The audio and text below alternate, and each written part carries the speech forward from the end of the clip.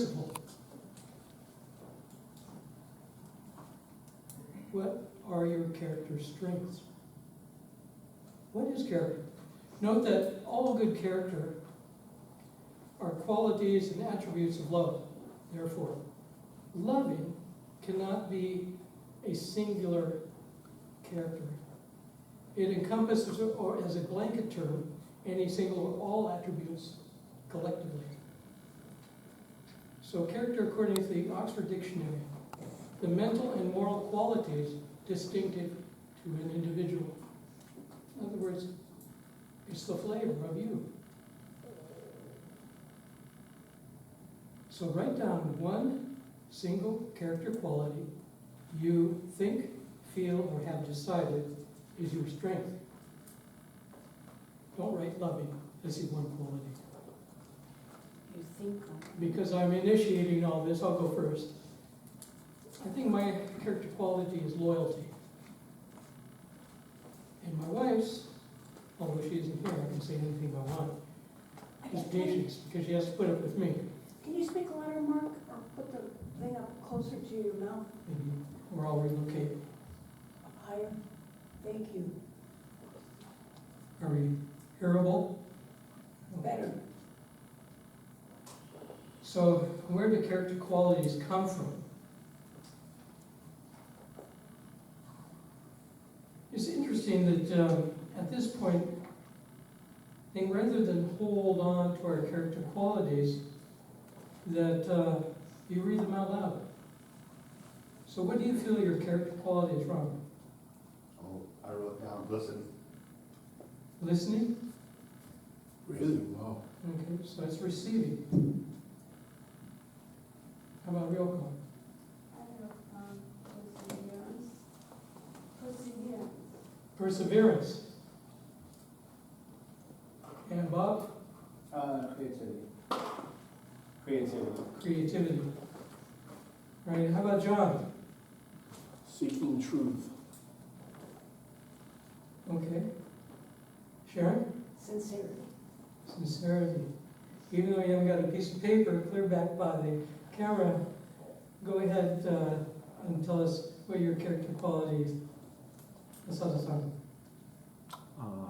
Devotion. Devotion. All right, Teresa. Empathetic. Empathy. Feeling. All right, kids' turn. What are you like? Hopeful. Hopeful. He's looking for promise. Curious. Curious, interesting. It's very imaginative in terms of part of curiosity. And our final, youngest one.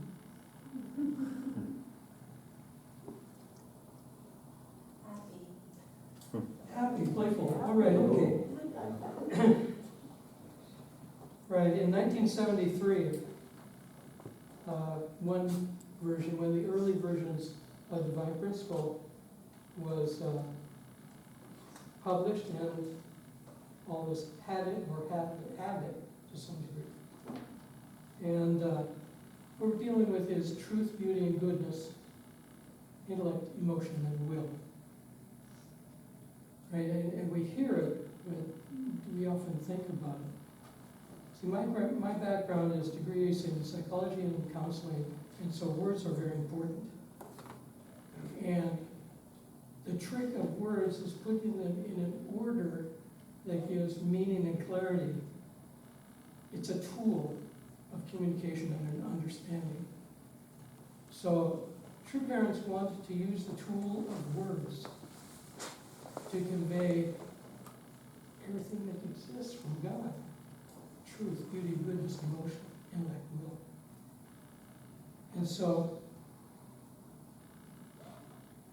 original intellect, emotion, and will, and original truth, beauty, and goodness. This is a short paragraph, and everybody is relatively familiar with it.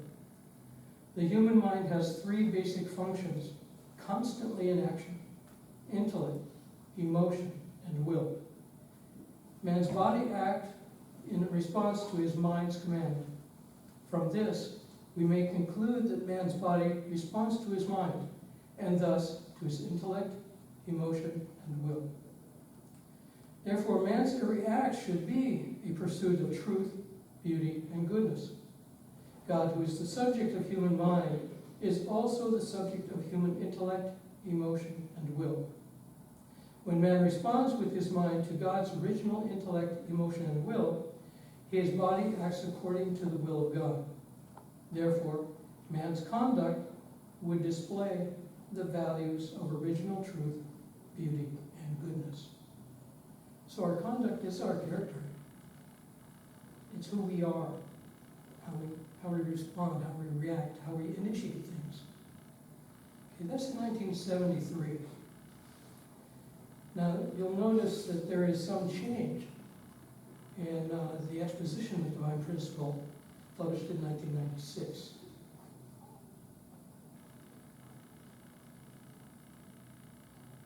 There are some of you who would say differences or discrepancies. These are negative values. Rather, they are variances according to an age and a time of change. The fact that intellect allows us to receive and think about new truth. Then, after having thought about it and bring it inside our brain, so to speak, and rationalizing to the period and to the development of human history, then we have feelings about it, emotion. And based on those emotions, our character kicks in and we do something about it, our will. So in the exposition of the divine principle, it reads in chapter 4, section 4, paragraph 2. Original emotion, intellect, and will, and original beauty, truth, and goodness. The human mind has three faculties: emotion, intellect, and will. The human body acts in response to the commands of the mind. When the body responds to the mind's emotion, intellect, and will, its actions pursue the values of beauty, truth, and goodness, respectively. God is the subject partner to the human mind. Hence, he is also the subject partner to human emotion, intellect, and will. Desiring to realize his original value, a person responds to the perfect emotion, perfect intellect, and perfect will of God through his mind and acts accordingly through his body. Thus, he manifests the values of original beauty, original truth, and original goodness. So who can perceive the variances between the two readings? First was intellect, emotion, and will, and now it's emotion, intellect, and will. Exactly. I'm not sure why it's like that. Well, the next part of this talk is my thoughts on that exact idea. You think back at the time when we first heard the principle, it moved us more intellectually than emotionally. Many people, the idea that all these ideas, all these human endeavors in God's will are organized so specifically, so succinctly, so balanced. By itself is almost miraculous. But when taken as a whole, it can only come from something greater than ourselves, because it's an accumulation of God's will and human history. So in the earlier days, there was an emphasis to learn and understand the truth, as I mentioned before. Thus, intellect, emotion, will establishes a precedent of emotion and will, intellect, emotion, and will. As we understood the meanings and values of the standard of truth, and it shaped us, we hoped we were becoming people of truth, beauty, and goodness. We could then willingly offer guiding truths to others to set a foundation for realistic and positive change in the nation and in the world. So we had to understand what we were talking about. In the age when I first joined in the 70s, we're getting a little bit out of the hippie age into the new free love, free sex, free emotion of life. And anything was okay if it feels good. So emotion was a guiding force for many people at that time. And I think the divine principle addressed intellect first so that we can understand why we have emotion, where direction our will is supposed to go.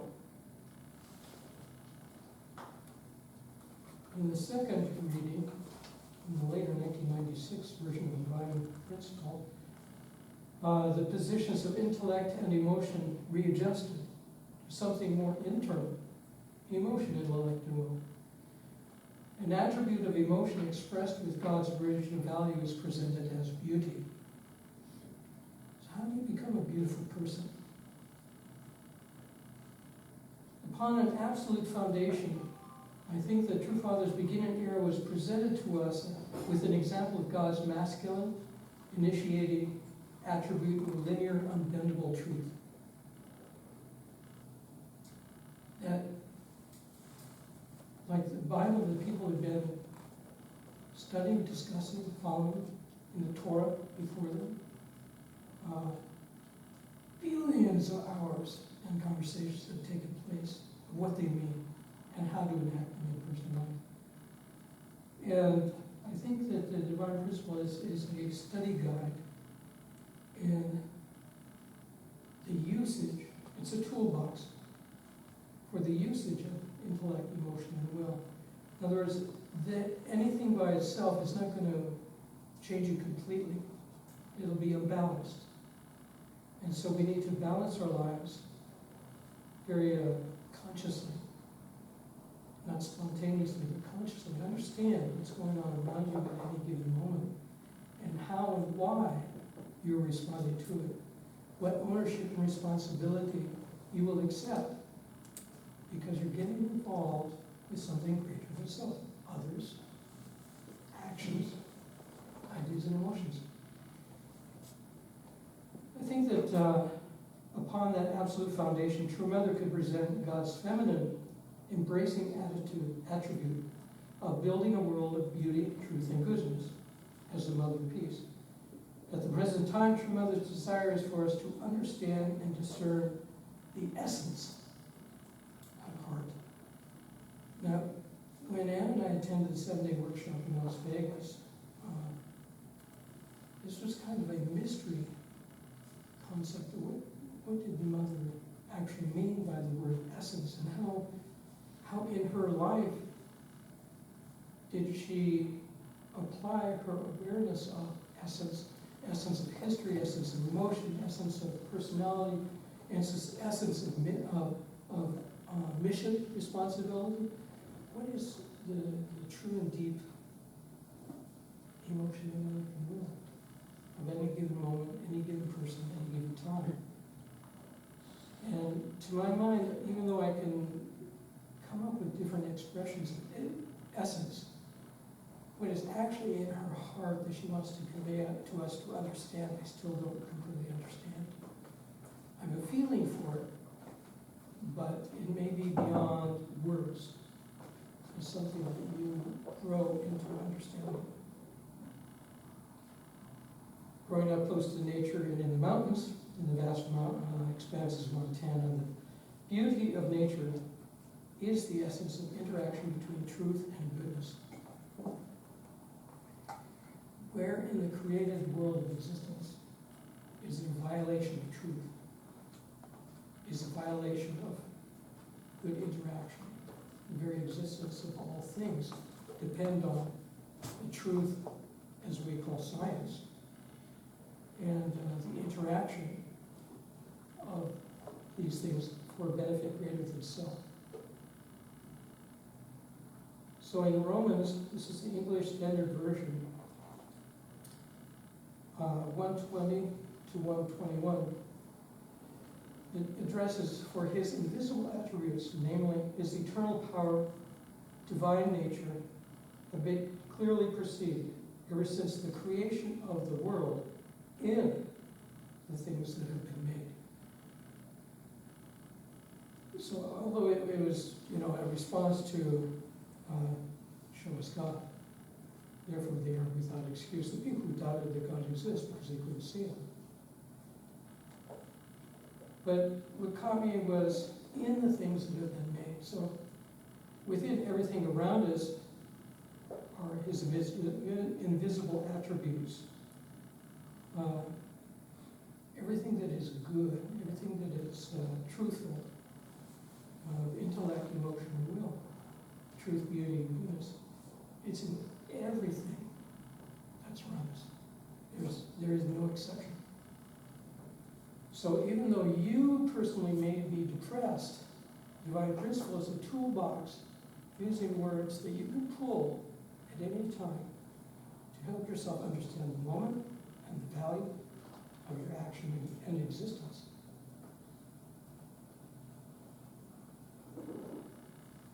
So my feelings are, if one endeavors to live by the fundamental principles, moment to moment, not the whole concept of time in my life, as I was in this movement, in this place at this time, but the moment of now to the next moment.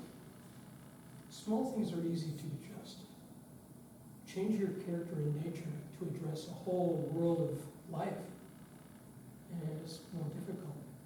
That's why it takes a lot of us to affect change in the world, because a lot of us are small moments. So the principles moment to moment in your life as expressed in the content of the divine principle, then you will accumulate and express beauty and goodness. So what is principled character? We've touched on different attributes. But let's also deal with intellect, right? Oxford Dictionary defines. Does anybody know the definition of principle? It's everything we talk about. But what is principle? Has anybody really even thought about it? We just accepted it as a title of our book. Must be guidelines for living. All right. A fundamental truth or proposition that serves as the foundation for a system of belief or behavior, or for a chain of reasoning. Reasoning itself is defined as the action of thinking about something in a logical, sensible way. A general scientific theorem or law that has numerous special applications across a wide field. And didn't I describe principle? The reader? The main principle? So back we are to the beginning again. Character, the mental and moral qualities distinctive to an individual. So this is kind of a short offering. A lot of it is my own thought, because I like to study and back check the meaning of words, the meaning of history, the meaning and values of our life, that we are who we are. So it's never too early or too late for us to propose becoming a person of principled character, whether witnessing and giving a blessing, or something so simple as doing the dishes or straightening up a room. To do because I can, not because somebody should.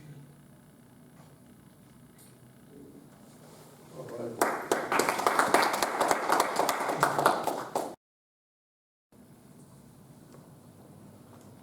And parent, we stand before you, we come before you, before each other, as your children, as your family, as expressions of your heart.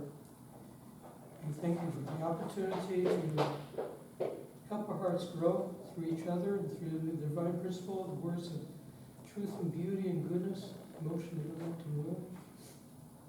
We want to offer ourselves, our families, and our actions to you in a moment-to-moment basis, thinking about what we do, who we are, where we are, to be discerning people, to not be careless, to not have less care to those things around us, but to really be attentive to the things around us, to appreciate. Beauty is in all things around us, so we are without excuse if we fail to be happy about many situations. For about us is your love and your truth and beauty and goodness at all times. Thank you. We offer ourselves to you in this time, in this moment to you, upholding the names of our Lord, true parents of heaven with mankind, as sent to us families. Amen. Aren't you?